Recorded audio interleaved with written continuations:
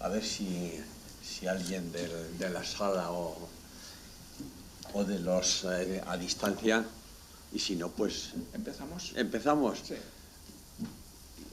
En fin, yo estoy un poco perplejo. Esto, porque es un cúmulo de cosas. Juan, la ametralladora de Juan, la de Mercedes, perdón.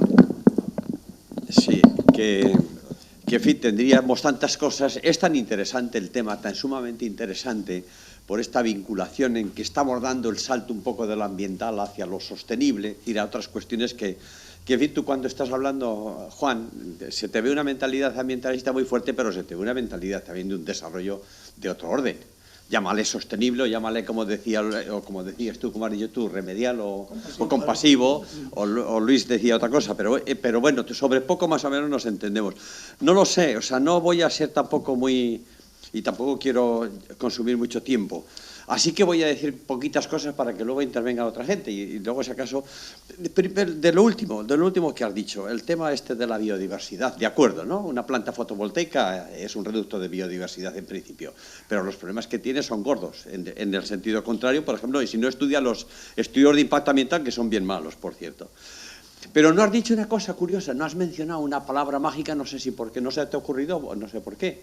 En ese enfoque que has dicho de la biodiversidad en la agricultura, tiene un enfoque perfecto y nosotros en mi equipo hemos trabajado en ese punto y te aseguro que podemos hablar con cierta autoridad sobre eso, el enfoque agroenergético. No lo has mencionado, pero está ahí. Es decir, hay un modelo de producción con paneles solares, efectivamente, que normalmente ocupan tierras agrícolas. ¿Sabéis por qué? Porque necesitan unas pendientes moderadas y unas situaciones determinadas que coinciden justamente con las que necesita la agricultura. Entonces, por ahí están casi siempre en terrenos, oye, de esa agricultura de secano, pero que es muy agroquímica y todo eso, ¿no? Entonces, el enfoque agroenergético te permite compatibilizar perfectamente cultivo de todo, de aromáticas, de viñas, de pistachos, de almendros, de olivos, de todo en mitad. Simplemente hay que hacer un diseño.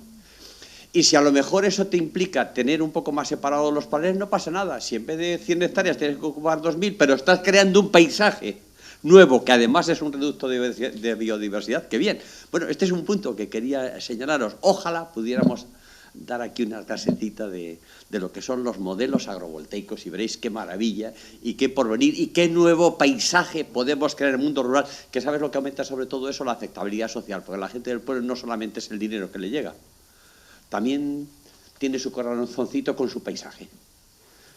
Y como el paisaje necesariamente se construye, pues estamos construyendo un nuevo paisaje acomodado a los tiempos, pero que no tiene por qué ser deleznable. El paisaje se construye, el paisaje nuevo es nuevo, pero no tiene por qué ser deleznable si se hace de determinadas maneras. Por ejemplo, si es coherente. En fin, no sé. Esta es una primera idea.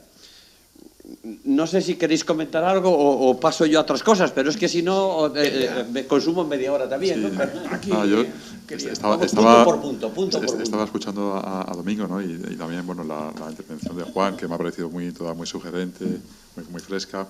Y bueno, yo una duda que tengo es, ¿a partir de qué tipo de diseño o de porcentaje de ocupación podríamos hablar de un modelo fotovoltaico agrovoltaico? ¿Hay experiencias constatadas o ya, digamos, llevadas a la práctica que estén funcionando? Porque nosotros aquí el debate que tenemos a veces en la administración es ese también, ¿no? Es decir, ¿qué es lo agrovoltaico? ¿Qué modelos están funcionando que hayan ido más allá de lo experimental o lo que todavía están prácticas? Si hay algún ejemplo por ahí de buena práctica. Sí, bueno, en términos de cambio, de mejora de la biodiversidad, nosotros tenemos datos contundentes. En términos de agrovoltaico, hay un proyecto ya maduro italiano con viñedo, que es reseñable, total. Ahí tenemos también Statkraft, bueno, no sé si no pasa nada que diga un nombre de una empresa, ¿no? Pero además es una empresa pública noruega que obtiene muchísimo dinero del petróleo y que lava sus culpas actuando de manera muy sostenible, lo más sostenible posible. Bueno, pues tiene también varias experiencias que son conocibles y demostrables. La lógica es una lógica aplastante, o sea, hubo un tiempo que se pensaba que la cobertura impedía el fenómeno vegetativo, y no es verdad, porque ahí sigue llegando radiación, se produce la fotosíntesis, sigue produciendo, cambia, no es lo mismo que tú establezcas un cultivo con cobertura de placas que no, y luego hay una tecnología que todavía se experimenta, pero que esta Tecnalia en el País Vasco ya tiene en funcionamiento, ya la está instalando en Grecia. Me da mucha rabia que no sea en nuestra península ibérica, pero ya la está instalando en Grecia, que son unas placas que tienen unos rendimientos energéticos iguales, equiparables, pero permite una transparencia de radiación y mejora sustancialmente el fenómeno vegetativo. Todavía no se sabe de qué tipo de cultivos, pero sí que se puede cultivar. Eso está tal.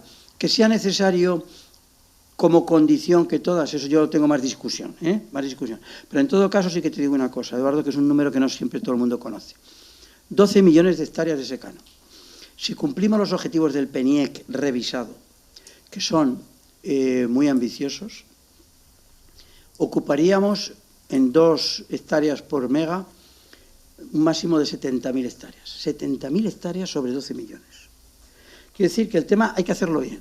Pero bueno, en fin, que nadie se rasgue las vestiduras. Que es que históricamente, y termino, Václav Smil nos dejó claro que en el culmen de las civilizaciones agrícolas, antes de la llegada del fósil, en Estados Unidos, que era la sociedad más avanzada en términos de organización e intensividad, el 25% de los cultivos era biomasa para alimentar las máquinas. ¿Qué máquinas eran? Las bestias. Era forraje. Luego, en el campo siempre ha habido históricamente una dedicación importantísima a la captación de energía, que solo ha desaparecido en el periodo tecnofósil. Y por eso, aquí en esta universidad, Chimo también participó en las jornadas que hicimos, la energía regresa al territorio. Tenemos que entender, ha dicho Domingo, que ahora estamos en un nuevo proceso, que no son intrusos, que es que la energía ha estado fuera porque venía en barcos de petróleo y de carbón, pero la energía tiene que ser captada en el medio rural. Varias cosas con respecto a tu pregunta. Primero, ha mencionado un caso italiano, ese no lo conozco yo conozco uno de Iberdrola, una experiencia de Iberdrola con viña, pero viña es que es tan fácil, yo creo que no hace falta ni experimentar, es una evidencia, no hace falta. Hombre, yo soy ingeniero agrónomo y algo también, aunque no me dedico a eso, pero algo sé de eso.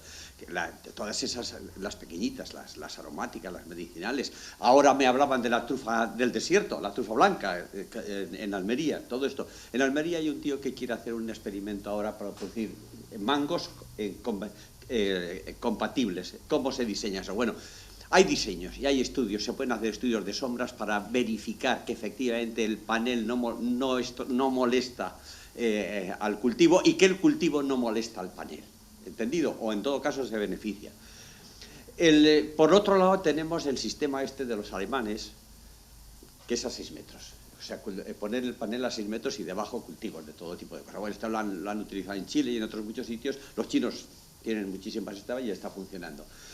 Yo creo que aquí en España el tema de la viña nos vale, el de los 6 metros creo que no tiene sentido, pero sí nos vale el del olivo, del pistacho, del almendro y de algunos otros de estos, que además te crean un paisaje muy fácil, ¿sabes? Eso está todavía en fase experimental. Vamos, no, tampoco dices una empresa privada, el equipo nuestro estamos ahora, pues ahora dentro de unos días tenemos una reunión con Naturgy, que le hemos hecho ya un estudio sobre los modelos para experimentar esos modelos, pero estamos en fase experimental todavía con este tipo de plantas, no con los 6 metros esos elevados, que está superado, y si vas a experiencias chinas, no sé si has visto, de recuperación de terrenos degradados con especies frugales, especies, es decir, que eso, pero yo creo que eso está ahí y es una evidencia, y fíjate tú qué diferencia en términos de aceptabilidad. Porque claro, la aceptabilidad en el campo está por 2 vías. Primero, por la vía económica, que dejen un dinero allí que no sea arreglar la plaza del pueblo, sino que se impliquen. También otra cosa que has mencionado, vamos, tendríamos tanto que hablar, lo que has mencionado tú, que también había hablado yo, porque hemos estado trabajando en Perú, que al cabo de 30 años una industria de este tipo, o sea, una mina, se vaya de allí y esos 15.000 personas que se fueron con la mina se tengan que marchar otra vez, ¿no? Es decir, eso no tiene sentido, no haya ese desarrollo. En fin, el tema está ahí, experimental, pero creo que es una evidencia que irá adelante. Muy bien, yo no sé si tanto Mercedes como Luis quisieran hacer alguna intervención o comentario sobre hay que cambiar el modelo de producción, hay que adaptarlo, hay que evolucionarlo, hay que hacer varias cosas, hay que ser rupturista. No sé si tenéis, sobre todo porque la distribución de funciones o de roles en un sistema de producción tradicional como el que hemos tenido ha provocado toda una serie de impactos. La cuestión está hasta qué punto esta sostenibilidad debe ser progresiva o más radical. No sé qué pensáis, Mercedes y Luis. Bueno, me da igual, Luis, hablo y tú me da lo mismo. Bueno, primero, muchas gracias. Creo que es un tema que yo cité muy brevemente, pero sí que se debe abordar y voy a dar mis razones. Hemos logrado importantes conquistas, isla energética, reducir la descarbonización, pero creo que es el momento en estos momentos, aumentar la descarbonización, pero creo que es el momento de ver de todo lo que se ha hecho, cuáles han sido sus factores positivos, pero también los negativos que han tenido en el territorio. Acabamos de terminar un artículo que espero se publique recientemente con un análisis exhaustivo de lo que es la normativa, la Ley de Energía y Clima, el PENIEC y sobre todo la transición justa. Y estamos viendo unos desajustes verdaderamente importantes. En primer lugar, porque la normativa dice que fundamentalmente las obras de infraestructura, tanto de generación como de transporte, deberían estar ubicadas en los lugares industriales y de mayor concentración de la demanda. Curiosamente, vamos donde se produce, en energía eólica, Galicia, Castilla-León, Aragón.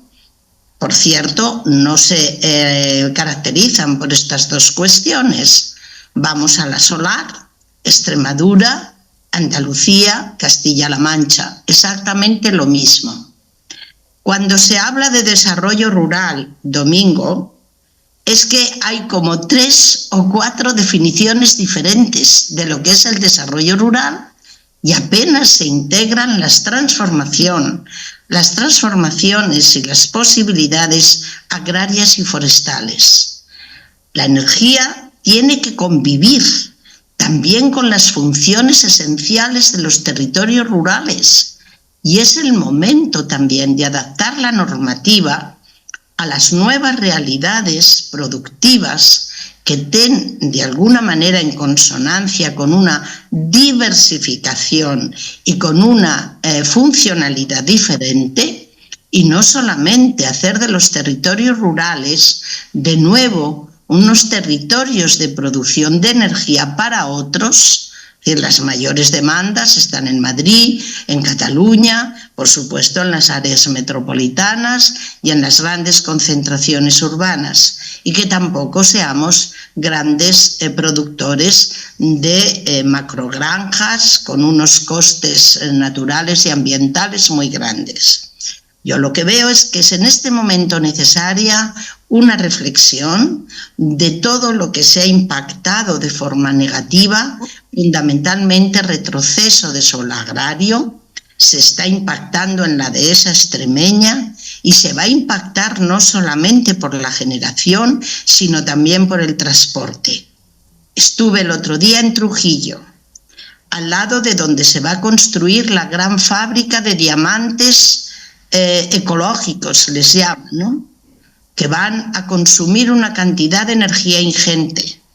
Los transportes de la energía que requieren en ciertas zonas, sobre todo en torno a Trujillo, va a ser impactante en la producción, en el paisaje y en todo. Momento de reflexión y de análisis es necesario para adaptar la normativa a unas exigencias nuevas. Bien, muchas gracias. Luis. Sí, yo os escucho muy atentamente y aprendo mucho de vuestras experiencias y demás, pero yo quisiera hacer una pequeña reflexión sobre el tema del valor del territorio, ¿no? Porque, claro, digo, esto de compatibilizar, Domingo, los proyectos y buscar el equilibrio territorial y la armonía entre las dimensiones, distintas dimensiones de la sostenibilidad y demás, yo creo que antes lo ha mencionado Juan y me parece que ahí es donde deberíamos buscar la esencia de la sostenibilidad. Si es deseable, se puede hacer, pero puede ser no sostenible, o la verdadera pregunta es si es necesario. Porque yo puedo encontrar proyectos perfectamente amigables con el medio ambiente, con energía solar, energía eólica, con el territorio y demás, pero la pregunta es necesario. Es decir, ese es el sustrato realmente de la cuestión de la sostenibilidad. No si es deseable y si se puede hacer, si hay tecnología, no, sino realmente es necesario. Es necesario hacer una macrogranja más, es necesario otro proyecto agrícola. ¿No os acordáis cuando hablábamos de la especulación inmobiliaria en los años 2008, antes de la crisis? El consumo de territorio que teníamos, cuando en el Observatorio de la Sostenibilidad de España hacíamos esos informes sobre la ocupación del suelo en España y dábamos esos datos de Corine y demás. ¿No os acordáis esa especulación que había del terreno? Ese proceso de artificialización y de litoralización. ¿Era deseable? ¿Era necesario? Era fundamentalmente especulativo. ¿Os acordáis de las cifras? Los tengo aquí, ¿Os acordáis de las cifras de esto? Cuando en el periodo entre el 87 y el 2006 las superficies artificiales crecieron un 52%, y el crecimiento entre 2000 y 2006 fue de 3,37 hectáreas a la hora. Es decir, 3 campos y medio de fútbol a la hora de artificialización del suelo, ¿no? Y el proceso de litoralización que consumíamos ahí litoral, tengo aquí las imágenes que hacíamos con todo esto, ¿no? Y la pregunta sigue siendo la misma y lo pongo ahí como reflexión. ¿Era deseable? ¿Era necesario? ¿Dónde está la sostenibilidad?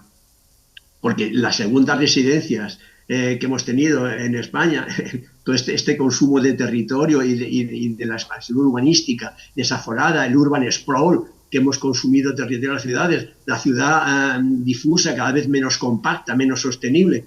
Bueno, la pregunta la dejo ahí, es la reflexión. ¿Necesidad o no necesidad para que sea sostenible? Juan responde y habían pedido una palabra, Rafa. Sí, adelante. Bueno, Luis, me parece fundamental. Vamos a ver, la discusión es que ahora, si a mí me dicen que me plantee, Juan, ¿cómo resolvemos el problema de una refinería? Digo, conmigo no cuentes. Juan, ¿cómo resolvemos el problema de integración territorial de una planta de 400 megavatios? Digo, vamos por ello, de renovables, vamos por ello. Es decir, ¿en qué modelo estamos? Si alguien pide, vamos a trabajar en una autovía, un modelo antiguo, se acabó, ni una autovía más.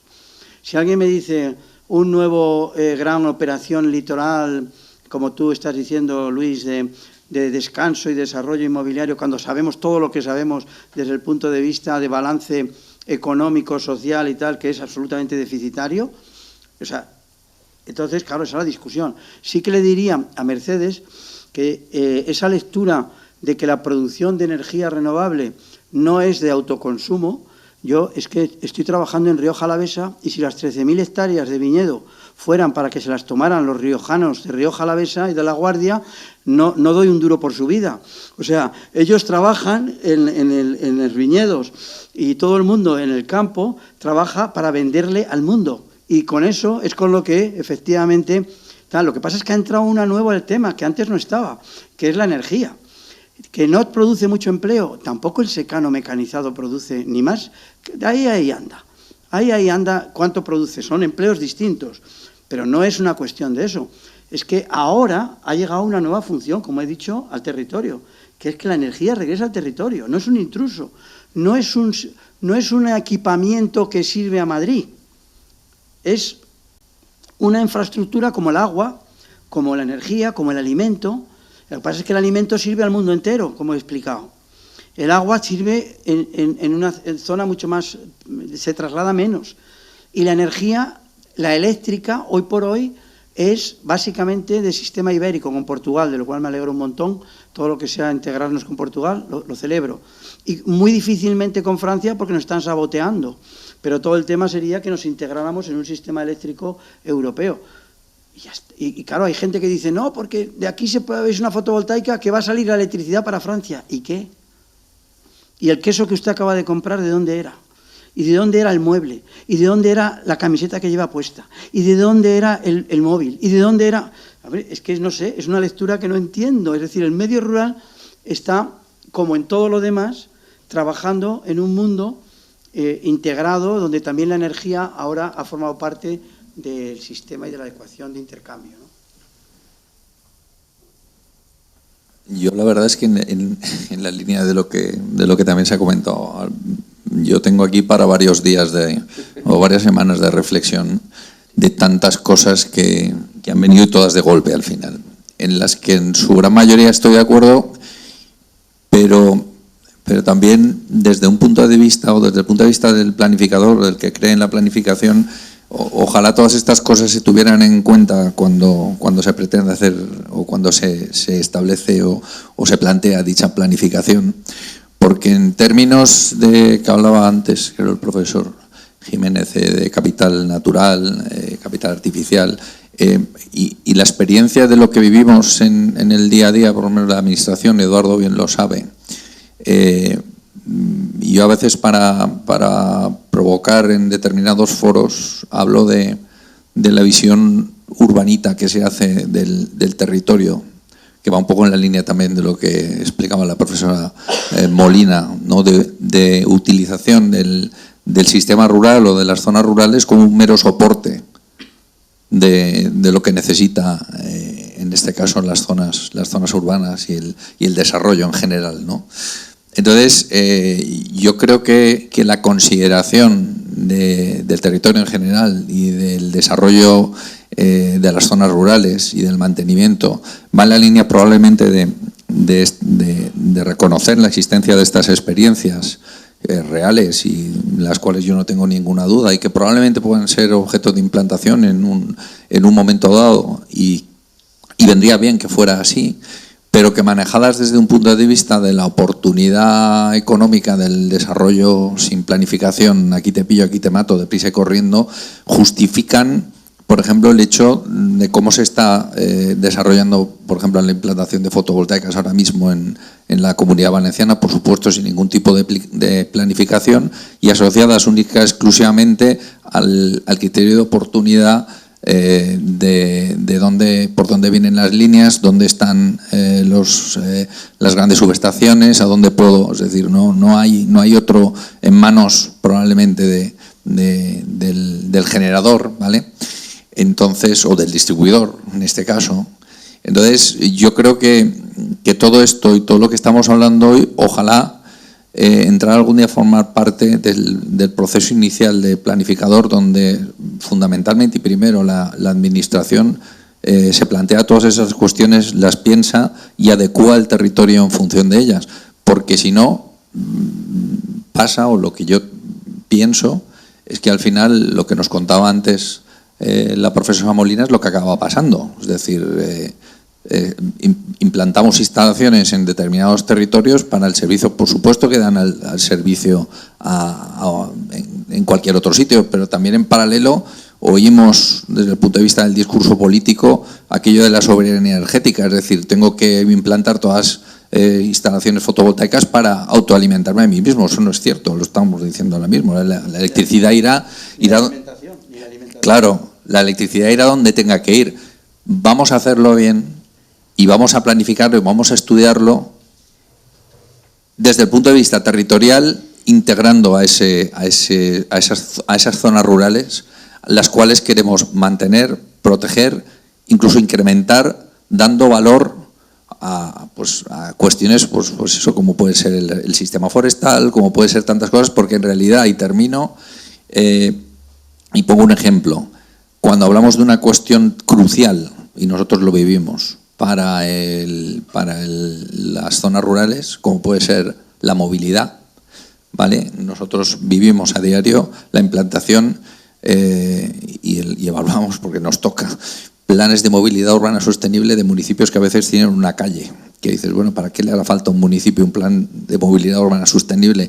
Lo que le hace falta al municipio es tener una planificación supramunicipal, a nivel autonómico, provincial, de conexión de la movilidad, de consideración de la movilidad de los distintos núcleos, a partir de una planificación adecuada, una planificación territorial que permita que valga la pena y que se pueda seguir viviendo en esas zonas, más allá de sus riquezas naturales o de las cuestiones que a lo mejor podrían estar asociadas, yo no digo que no, a proyectos de este estilo, que en ningún caso se pueden considerar, o entiendo yo, que no deben ser generalizables dentro de del planteamiento de un proceso de planificación que puede tener múltiples soluciones, múltiples alternativas, que por cierto, y ahora sí que termino, no se establecen adecuadamente dentro del proceso planificador. No hay un planteamiento de alternativas por parte, básicamente, de los promotores, adecuado, racional y teniendo en cuenta todo, en definitiva, lo que estamos hablando y planteando aquí hoy. Es una lástima.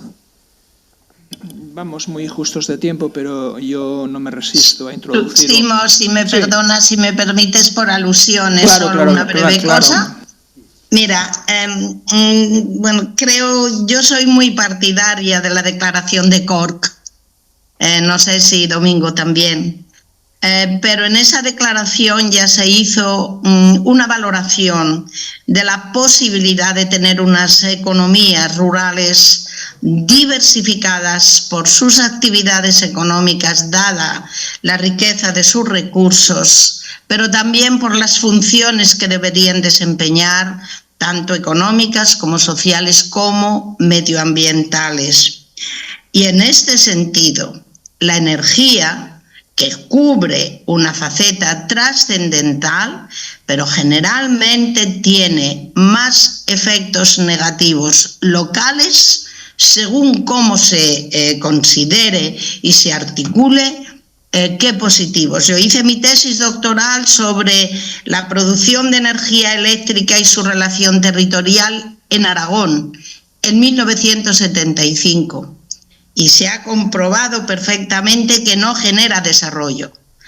Apenas genera empleo, sí que los genera, y tecnología y mucha producción, pero generalmente se ubican, como ha pasado con el sector agrario, en otros territorios. La agricultura depende muchísimo de la industria, donde se ha localizado, en otros lugares, no en el mundo rural, donde apenas se ha generado cadena de valor. Y eso es lo que tenemos que hacer, integrar precisamente por producciones diversas, pero que generen cadena de valor local, que eso es verdaderamente trascendental. Y solamente señalar, Luis, que tu pregunta me ha parecido muy importante, lo de la necesidad, pero ¿quién la genera? Muchas gracias. Tengo otra para dejar en la mesa. Un segundo. Mira, una cosa muy breve, Luis, la dejo ahí en la mesa. Sí, primero Luis y luego Juan. Sí. La deseabilidad, la necesidad, y hay una más, que es la autosuficiencia. ¿Qué queremos hacer con los territorios? Que sus capacidades endógenas, que también por ahí decía Juan, sean autosuficientes.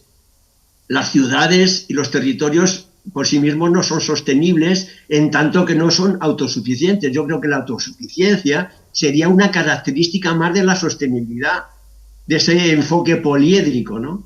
Porque claro, cuando vemos el mapa de consumo energético de Madrid, Mercedes, te doy la razón, que nosotros tenemos ese mapa, Madrid es un agujero negro, fagocita absolutamente toda la energía. Y claro, la energía se produce en Castilla y León, por ejemplo, ¿no? Y los territorios, ¿qué compensaciones deben de tener?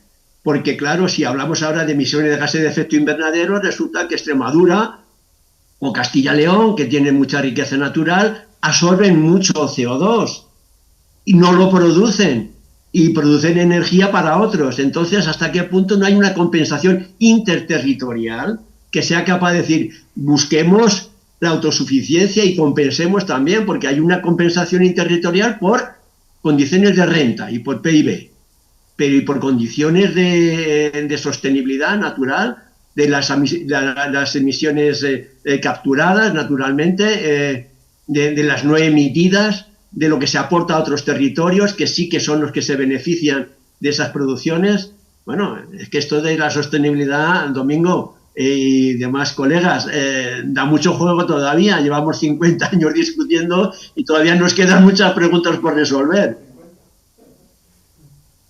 Bueno, muy rápido, primero, Luis, nuevamente gracias. Autosuficiencia conectada es uno de mis conceptos más queridos, que hoy no ha salido porque no tenía. Pero claro, estoy totalmente de acuerdo contigo. No, solo quería antes, llamaba del teléfono, porque antes no saludé personalmente a Mercedes, con la cual me une un gran afecto y con la cual coincido, y que claro, lo que cuesta a veces es encontrar un elemento de discrepancia. Cuando lo he encontrado he dicho, ¡ay, qué bien, puedo discutir! Porque normalmente estamos muy de acuerdo en las formulaciones. Así que un fuerte abrazo, Mercedes, a los demás. Yo una cosita también muy breve para poner un poco de optimismo. Hombre, aquí me recuerda un poco, los que tenemos ya muchos años, me recuerda un poco cuando hablábamos del medio ambiente en los años, pues Mercedes ha dicho que había leído su tesis doctoral en el 75, pues yo por ahí, por esas fechas también hablábamos entonces y nos decíamos las cosas los mismos para los mismos, ¿no? El problema es, como mencionabas tú, no recuerdo tu nombre. Bueno, bueno, parece que aquí estamos convenciendo, los que estamos convencidos a nosotros mismos. Bueno, no sé. No, pero quería decir otra cosa muy breve, muy breve. Es que has dicho, y empalma con lo que decía Luis, es que es tan interesante esto, o sea, de verdad. Dice, hace 200 años, has dicho tú, creo que textualmente, yo no habría podido vivir en no sé dónde, ¿no? Has dicho tú, o sea, de esto, del campo. Mi medio de vida. Pues los agricultores vivían. Y si tú tuvieras, has leído el cuento de Trueba, de Antonio Trueba, La necesidad, pues léelo, que es de un niño en Somorrostro, Vizcaya, si me dejas que lo cuente o no. Sí. El niño que manda al padre, el padre pues había muerto la madre, en fin, muy pobres. Este Antonio lo cuenta de Somorrostro, entonces yo lo leía en mis cuadernitos de niño, y decía que entonces el padre mandó al niño a llevar en el burro un saco de trigo a moler, al molino, y entonces el niño tenía 8 o 10 años, y pues tienes que ir porque no podía el padre y tal, y entonces dice, joder, y entonces ¿y qué hago si tengo algún problema por el camino? Y te le dice el padre, tú llamas a la necesidad. Y entonces efectivamente llega el burro, se va por allí, ve ahí un cacho con una arena y el burro se tumba y el saco que se va allí. Y el niño empieza a llamar a la necesidad y la necesidad no aparecía por ningún lado. Al final el niño se las apañó para arrimar el burro allí de no sé dónde tal y cargó el burro y luego volvió a su casa, el chico ya con el saco molido. Y le dice el padre, ¿qué tal te ha ido? Y dice, muy mal, porque me ha dicho llamar a la necesidad y no vino por ningún lado. Dice, pues ¿quién te crees que te ha cargado el saco? Si necesitaras, claro que te apañarías, claro que vivirías. Pero oye, una cosa que aprendí yo, que es muy difícil morirse de hambre. Y lo único que necesitamos para vivir es comida y bebida. Y ya está, entonces la necesidad. No, es que también mencionaba Luis si es necesario o no es necesario. Pues depende. ¿Son necesarias las macrogranjas? Para mi gusto no me gustan, pero hay otros que parece que sí, que les gustan. ¿Y es mejor el modelo de macrogranjas que un modelo de 200 granjitas pequeñas por ahí distribuidas en el territorio? Pues vamos a ver cuál contamina más. Quiero decirte que todas esas cuestiones, no lo sé. Quería enfatizar, por un toque de esperanza, la necesidad. Muy bien, yo no voy a plantear una pregunta, pero no me voy a quedar sin decir lo que quería decir, ¿no? Aunque sea una pregunta para mí mismo, ¿no? Y recogiendo también algunas de las propuestas que lanzaba Mercedes en su primera intervención, ¿no?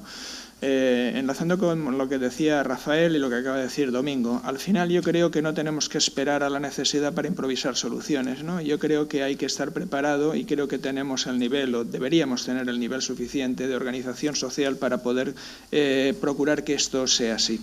En el tema de las fotovoltaicas seguramente no es tanto el hecho de que se vayan a implantar en el territorio como la especulación que se abre sobre determinados de derechos, que esto está conduciendo a lo mejor a un rompecabezas que no debería producirse.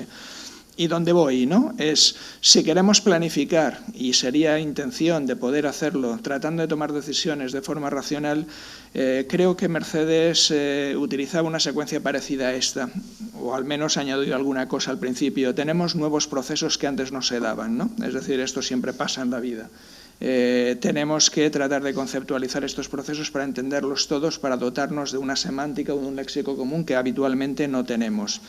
Estos procesos habrá que no solo definirlos, sino medirlos y acotarlos para, en función de eso, tratar de dar soluciones a los problemas que están planteando a día de hoy, ¿no? Yo creo que en esta dirección iba, y esto me sitúa en la siguiente cuestión que yo hubiera trasladado a la mesa, porque no estoy seguro de cómo lo veis, y desde luego a mí me preocupa el hecho de asumir que nosotros vivimos en un mundo absolutamente contingente. Es cierto, ¿no?, que el mapa no es la realidad, es cierto que las evidencias tampoco sirven para tomar las decisiones políticas informadas que dependen de otra cosa, pero yo creo que tenemos un sistema de información, de cartografía y una serie de evidencias que yo creo que hay que ir actualizando, es decir, nos tienen que ayudar de alguna manera a fijar algunos umbrales mínimos sobre los que poder dar una cierta, no diría yo certeza, porque la certeza es imposible en planificación y en todo en la vida, ¿no? Pero sí reducir algún tipo de incertidumbre, ¿no?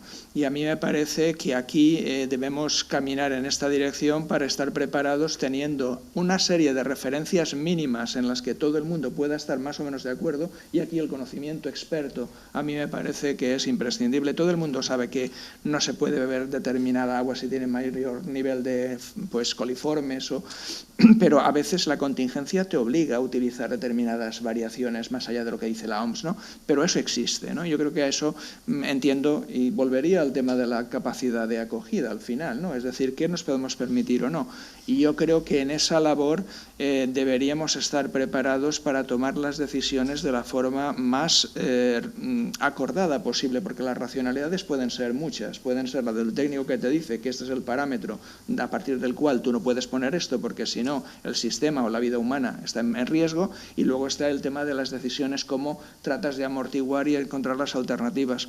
Y en este sentido yo creo que tener un sistema de ayuda a la toma de decisiones con esta información a mí me resultaría básico, porque entiendo que primero es el análisis espacial bien hecho, después es la selección de las alternativas de la forma más concertada posible, porque es verdad, ¿no? Hay experiencias que pueden venir bien a unos o a otros y darnos unas ciertas seguridades. Creo que es una asignatura muy pendiente, y en el tema de riesgos también lo habéis planteado, ¿no? Es decir, nosotros sacrificamos determinadas cuestiones. Ahora mismo estamos viviendo esta experiencia de un modelo que resulta insostenible desde muchos puntos de vista, es decir, insostenible en el sentido de que no nos conviene, porque no nos permite vivir de una determinada manera, porque nos cuesta demasiado, ¿no? Entonces yo creo que ahí sí que procuraría ser, digamos, lo más proactivo posible para poder continuar. Decíais, es que aquí hay mucho que discutir, y tanto.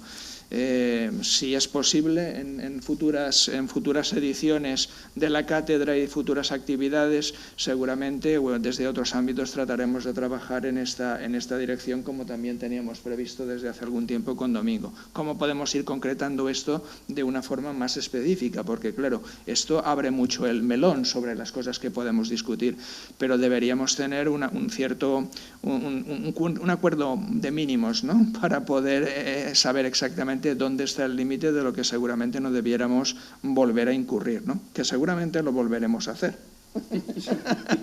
Pero al menos, ¿no?, es decir, tendríamos que ir avanzando asintóticamente, ¿no?, hacia ese límite para tomar conciencia, porque es verdad, la tecnología permite algunas cosas, pero otras no, ¿no? Yo creo que hay que ser también conscientes de esas limitaciones, independientemente de que necesitemos unas evidencias de carácter científico y de indicadores y de definición de conceptos que probablemente a día de hoy, como decía Mercedes, igual tenemos que redefinir algunos conceptos, pero no porque son iguales o los veamos distintos, es que hay procesos diferentes que a lo mejor nos están invitando a tomar indicadores, ¿no?, diferentes para poder definirlos. que es lo que creo que está pasando. Las sociedades no son iguales que ahora. Vamos a modificar los mapas de riesgo, porque claro, como los periodos de retorno ahora son diferentes, los mapas que tenemos no valen. Pues sí, es verdad, ¿no? Habrá que rehacer los mapas de riesgo con escenarios y técnicas diferentes, porque lo que teníamos hasta ahora, esto ha saltado por los aires en las nuevas condiciones de cambio climático. Creo que en el tipo de razonamiento desde el punto de vista un poco más social o antrópico nos pasa algo parecido. Las situaciones son completamente diferentes y los entendimientos diferentes, y en ese sentido pues recojo el guante, Mercedes, es decir, a ver si esa declaración de Valencia, que no sé si se producirá, pero en todo caso la tendremos pendiente para seguir adelante de una manera u otra en esta dirección. Adelante. Mercedes, sí.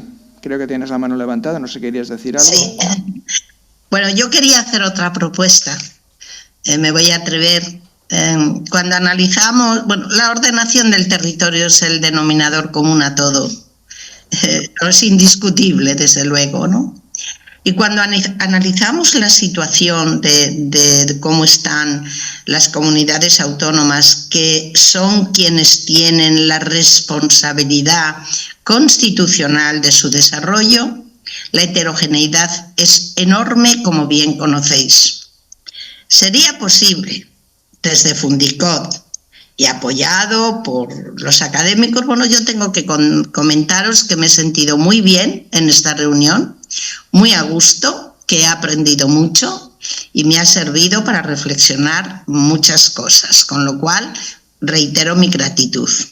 Pero ¿por qué no intentamos solicitar que haya un consenso entre el Estado, las comunidades autónomas y la representación local a efectos de determinar unas directrices de mínimos de lo que debería integrar una ordenación del territorio por la concepción que el Estado y las comunidades autónomas tengan en este momento, de acuerdo con situaciones de emergencia, de riesgos, de nuevas situaciones, de afrontar nuevos procesos, que no quede nadie atrás, para que luego las comunidades autónomas desarrollen su competencia y su responsabilidad y exista una ordenación del territorio en cada una de ellas acorde con la situación y la dinámica actual. Fundicot lo puede hacer y si lo logramos creo que sería un paso adelante importante. Gracias, Mercedes. Venimos trabajando, como sabes, desde hace tiempo en esta dirección. Seguramente las cuestiones legales y constitucionales, ¿no? Y tienen diferentes aproximaciones. Yo estoy contigo en que es necesaria una coordinación entre las diferentes administraciones, porque no es una competencia exclusiva, y si no, que se lo pregunten a aquellos que están haciendo planes subregionales o regionales cuando los informes sectoriales de los ministerios no llegan, ¿no? Es decir, que hay mucho que discutir aquí, ¿no? Así que nada, también tomamos nota de esta cuestión. Muchas gracias a vosotros dos que estáis conectados. También para nosotros ha sido un lujo y un poder compartir. Me hubiera gustado que hubierais podido estar aquí, pero en todo caso pues tendremos más oportunidades, eso espero. Así que si... Yo me despido. Sí, no puedo estar esta tarde, Simo, ya te lo dije. Sí, voy para Tenerife a un congreso nacional. Lamento mucho no compartir otra sesión con vosotros y muchas gracias. Gracias a ti. Nosotros continuaremos, creo que son a las 4 de la tarde, vamos a hacer un break para poder, en fin, bajar bajo aquí, tomar algo y recobrar fuerzas, y otras personas también tendrán que abandonar momentáneamente, pero continuamos aquí y en online, ¿no? para el resto de los asistentes, y comentar que toda esta sesión, toda la jornada estará colgada con la grabación que estamos realizando en la página web de la Cátedra de Cultura Territorial.